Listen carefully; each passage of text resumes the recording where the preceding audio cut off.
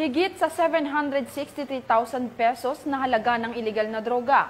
Nasabat matapos ang anti-illegal drug operation ng Nueva Ecija Police Provincial Office. 6 na drug suspect arestado. Patrolwoman Rachel Manalo, ibalita mo. Ang high-value individuals o HBIs at isang kasabwat na pawang sangkot sa illegal na droga ang naaresto sa magkahiwalay na buy-bust operation ng NEPO.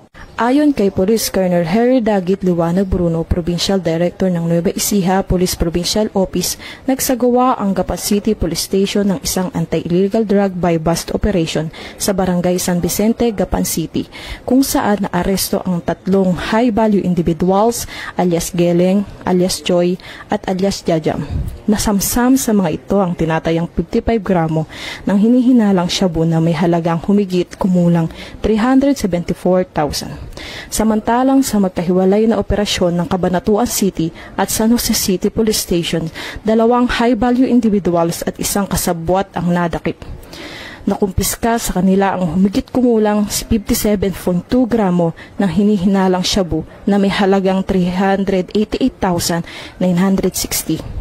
Kasalukuyan ng nasa kustodiya ng mga nasabing police station ang mga naarestong sospek para sa wastong dokumentasyon, pagsasampa ng kaukulang kaso at tamang disposition.